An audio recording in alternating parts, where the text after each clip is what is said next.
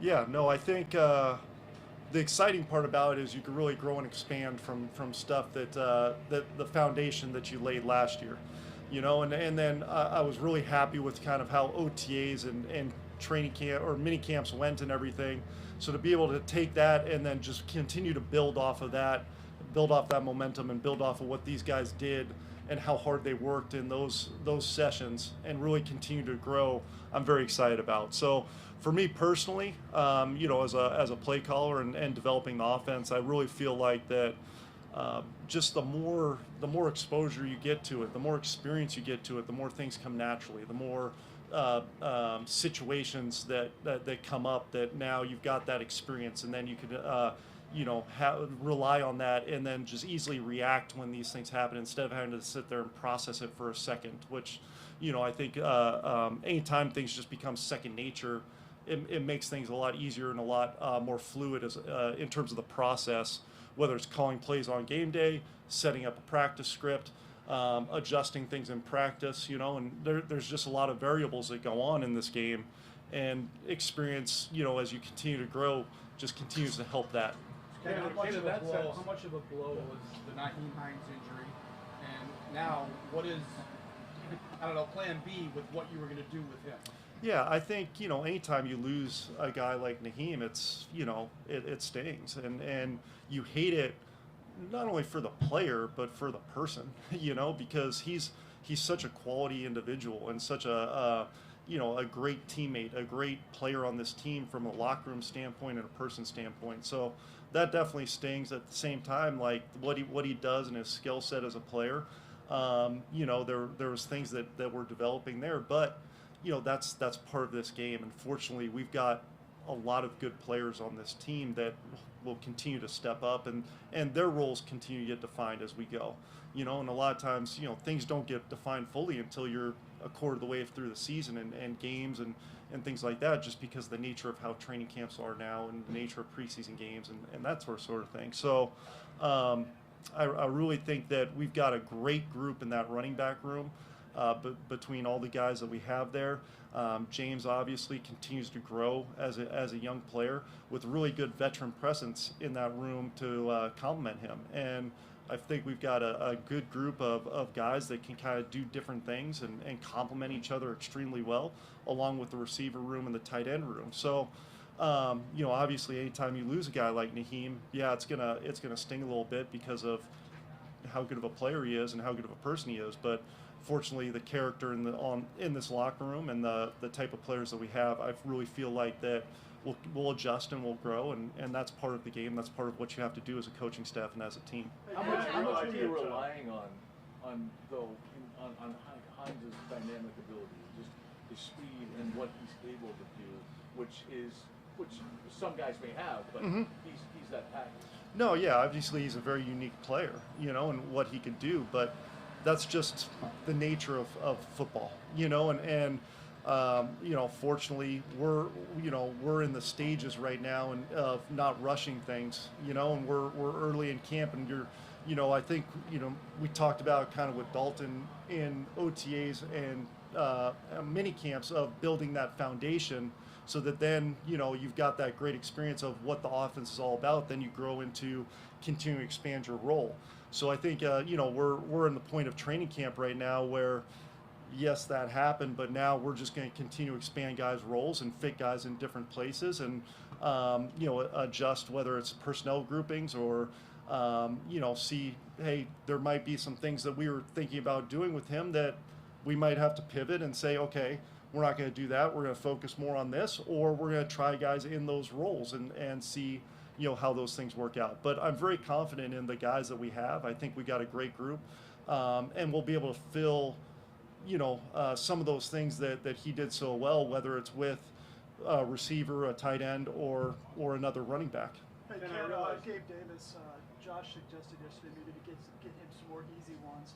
How capable is Gabe on that, turning those quick passes in the big games? Yeah, I mean, I think that's a great observation. I think it's something that we'll continue to look at and make sure that throughout the course of the season you just don't get in that rut of making sure a guy's just doing one specific thing, and continue to I just really believe that, especially when you talk about the passing game, it's important to attack on all levels, of the field, whether it's short, intermediate, deep, and I think that's something that Gabe can do, and we'll continue to grow that role and make sure, he's a part of that. I think anytime we can keep defenses off balance by saying, okay, this guy can do multiple different things, it's only going to help not only the player out, but us out as an offense. Ken, I realize that carryover from season to season is limited at best, right? Mm-hmm. But with the benefit of hindsight, you guys spend so much time assessing the prior year and breaking things down, and you look at the way you've addressed things offensively as an organization this offseason. I mean, whatever the lack of explosiveness was that kind of emerged as last season came to an end, to what extent do you guys think you've addressed that? How confident are you as you get Right. in camp here that's been addressed properly? I think honestly the best way to look at it is offensive football is about execution, and consistent execution. And so I think the way you address it is by continuing to build pieces around an offense to make sure that you've got guys who are smart, tough, and dependable. And I think anytime we bring a player in, whether it's through the draft or through free agency offensively, those are the characteristics that we look for so that then we could still be flexible and keep defenses off balance as the season goes on. And do our best to not become predictable in what we're doing. So I think that's the exciting part of where we're at is we've got a lot of different tools and pieces that we can really move around and create some different looks, and I think that'll help really help us kind of just not only in game 1 but game 15, 16, etc. And be able to create mismatches and utilize guys in different ways. How do you think Gabe's presence will allow you to do that goal of not being predictable? Yeah, I think all of our guys, that's what we really look for, whether it's Dalton, whether it's Hardy who we signed, whether it's Trent Sherfield who we signed, all these guys have the ability to be, used in different ways. You look at not only Dalton, but a guy like Trent and a guy like Hardy, those guys who have both played inside and outside, and they're multiple. They've played X, Y, X, Z, and F. So I think those are always things that you look for, so that you're not handcuffed, and the defense isn't always saying, okay, he's always going to be right here. And I think that's an important part of offensive football. How is Dalton digesting everything? Because you said a couple weeks ago, you want to learn him, he's going to learn you. How is he kind of coming along progressing? I hope I didn't misphrase it when I talked about it before, but obviously there's a vision for him, and there's a clear and way we see him and the way we want to utilize him, but I think the biggest thing is you don't want to skip steps in a player's development more so than anything.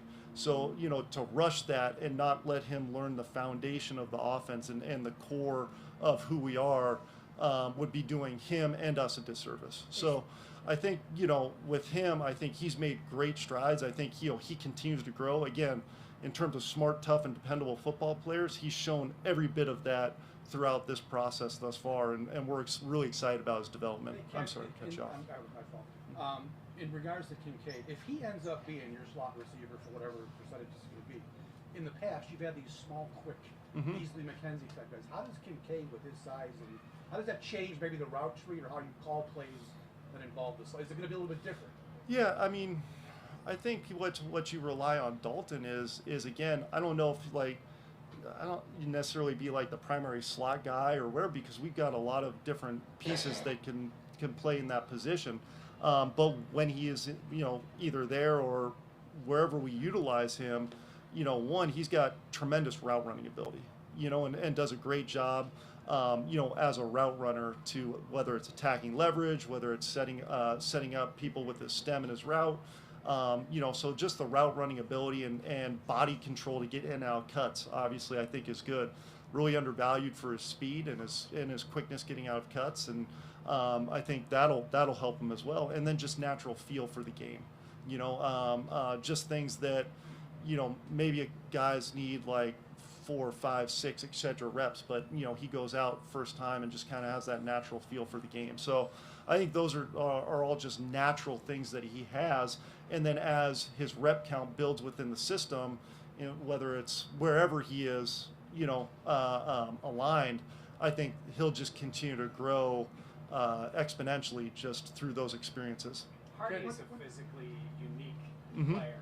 Is there both excitement from some of the stuff he does and some challenges? I mean, he's a smaller guy. Does any of that come into play when you're thinking about his role? Yeah, I think the biggest thing that you look for more so than anything, more so than size or anything like that, is the ability to create separation.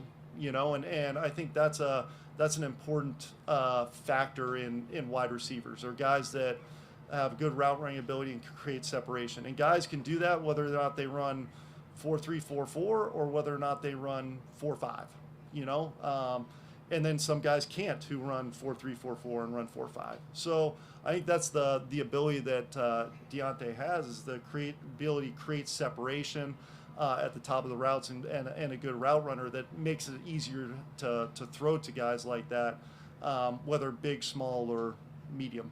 With Hardy in mind, last year you ranked near the top of the league in virtually every offensive category. One area that you didn't rank high on was yards after catch. How much, when you looked at that, how important was that when you're still sixth in passing, and was Hardy part of that? I think it's a great question, because I think that's something that we've looked at honestly this year and in past years, going into last year as well. The emphasis on rack and rack and rack, and you want to be able to turn those short passes into bigger gains. And some of that is, making a guy miss. Some of that is just knifing two defenders and getting an extra 2 or 3 yards, because those things add up, So we look at all that, whether it's what we're doing conceptually or personnel-wise, ball placement-wise, whatever it is, how we're attacking defenses. We're going to look at those things and really try to make sure we're stressing rack with these guys, and stressing that, because it's a huge part of the game.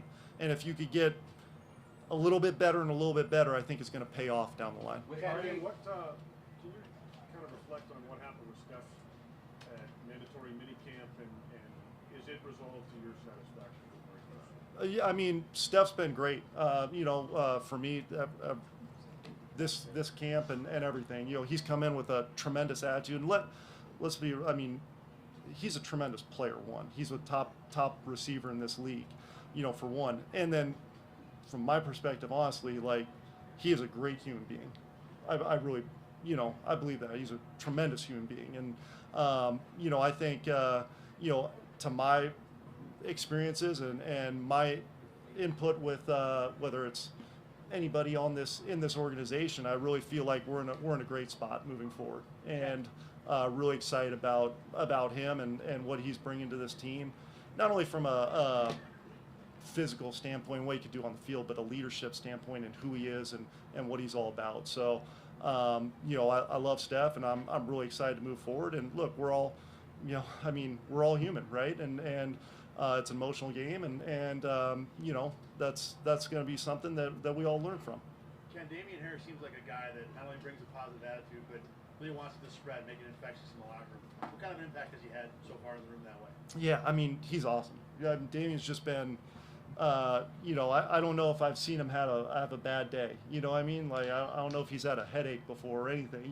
That's just, he's a great locker room presence, and great out on the field, physical, hard runner. Really excited to see him, in pads and in action and everything. And so, just that infectious attitude really carries over, and I think he fits in well with us. You need that energy. Just going back to a guy like Steph, who brings that energy. Damian brings that energy. You want guys on your roster that bring energy to your football team. I think that's a critical piece in this game, because it's an emotional game. It's a game that you can't play So it's like you've got to have that emotion playing the game. So I think it's great to have a guy like that who brings that energy and juice every single day. Ken, in that room, what kind of growth have you seen from James Cook going into his second year? Yeah, he just continues to grow and grow. And I mean, I'm really excited about, you know, the experience he picked up last year and kind of just the way we evolved, kind of get into a more of a two-man approach last year to really, you know, between him and Devin last season. And then just that growth that you saw because of that. So I think we're really excited about him and what he can do and the versatility that he has and the ability to have a guy with that type of versatility that's an every down back, I think is very helpful because now it's like when he comes in the game, it's not like antennas are up. He's in the game consistently. So I think a guy like that provides a lot of versatility for you and, you know, not only as a pass catcher, but a guy you can hand the ball off to and he'll get tough yards, he'll lower his pads and get some hidden yards. He's explosive, and I think you saw all of that last season. Ken, when you you're talk about competitive. predictability and showing defenses new looks, when things kind of when the offense kind of slowed down to a certain degree last year, efficiency-wise, was that maybe one of the takeaways you took from that? You know, I think when you look at it, it's just as the season goes, it's a long season, and there's ebbs and flows in a season. You know, and there's times where no matter who you're playing, I mean, you look at the Jacksonville game a few years ago. We put up 3 points or whatever and lost to them, and I don't think they had a win yet to that point, correct? So you look at a season, and there's these things that you look at, and you're just like, why? You know, and everything. And sometimes it's just the natural ebbs and flows of a long physical season, you know, for these guys and for coaches and for everybody. So I think some of that's just the natural, honestly, ebbs and flows of a season that you just got to battle through and push through and get through and find ways, you know, whether it's the run, you know, relying on the run game a little bit more, whether it's, hey, you know, having to rely on somebody else, you know, to step up and make plays, you know. So I think some of that more so than anything is just the natural way a season goes, and then you do everything you can to curb that by, again, just trying to create some different looks and mismatches and things like that to get some easier, quote unquote, easier ones, which there's not a lot of easy in this league, obviously. But, you know, I think those are all things you look at and try to say, okay, how can we help these ebbs and flows? And some of that is some of the variations that we're talking about. Do you feel that the offense did push through last year, or did it need to do more to close the season? Look, I look back at the Hines game, I mean, where Hines actually returned 2 touchdowns to really pick up the scoring, which was beneficial, but the offense still had some ebbs and flows in that game. So it seemed, do you feel that you guys pushed through it, were able to push through it enough to close last season? I feel like anytime, you know, you win the games that we won, then yeah, you find ways to, you know, push through. And I think our guys mentally and physically did a great job of that, and without a doubt, you know. And I think, you know, obviously, you always, when you look back at it, you know, and you don't end the season the way you want to, you're always going to want more. It's just the competitive nature of you, and you're going to always look at that and say, hey, I want to be better, and that's going to be part of, you know, the process every single year. So I think, you know, you want to continue to grow, you want to continue to get better, and you know, you hold yourself to a standard of, you know, what you want, and you know, you continue to shoot for that. Ken, you're competitive. Sean's competitive. He's got a new role now. Obviously, a lot more hands-on with defense. I'm gonna get him. How's that dynamic? No, knowing that, yeah, I mean, knowing that he's also your boss, so you no doubt. gotta be careful. Yeah, no doubt. No, it's been great, you know, and I got so much respect for Sean, you know, not only as a play caller and what he's done as that, but also as the leader of this organization, this team. I mean, he does such a good job and is probably so undervalued, I think, around the league for the type of guy he is, the type of coach he is, the type of human being he is, father, husband. Like, he's just a great human and a great leader for us. So, I mean, I've learned so much from just being around him in this role. You know, obviously I was around him when he was a coordinator, but, you know, it's such a different role, you know, for him here, obviously. And it's just been great to learn from him, and a lot of fun this year just kind of going in and competing against him because, you know, he does make things tough on you, which is great, which is exactly what you want as an offense. You know, you want a defense is going to make it tough on you so that you can continue to grow and have, you know, those tough challenges in practice. just want to go back to last year a little bit. When you go back and self-scout a little bit, look at things.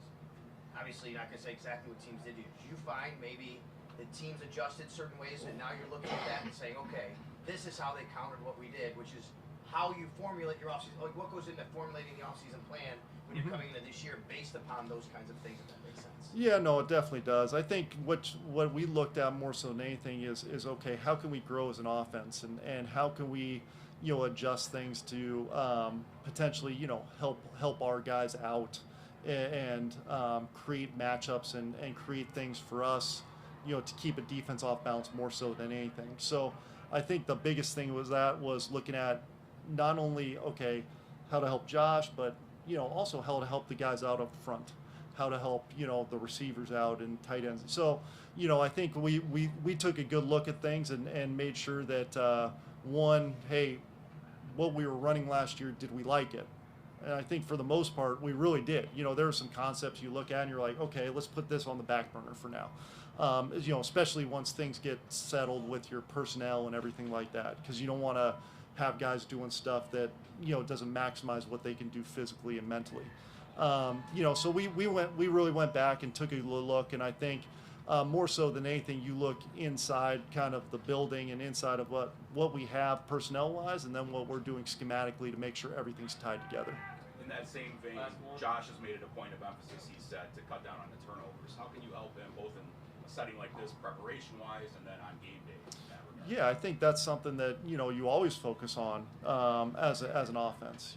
Because I think anytime you can protect the football and really stay on the field, it's going to create more and more opportunities for you. And you don't want to live in the world like the playoff game where we have the turnovers, but we're still able to put up points and have success. But you don't want to live in that world. You know what I mean? So I think Josh does a great job really kind of evaluating himself and evaluating the things he wants to work on and things that we've talked about. And but it's not just that. It's the ball security by all of our ball carriers and those things. It's ball security starts with the guys up front as well. So it all ties together. It ties together with getting population of the football when guys are running downfield, getting guys to the ball. So if something does happen, we got guys there to get on it. So there's a lot of things that go into ball security. It's never just one individual. Obviously Josh is in the position he is and is as high profile as anybody in terms of the position he plays, but it's never just one individual when you're talking about ball security. Thank you guys.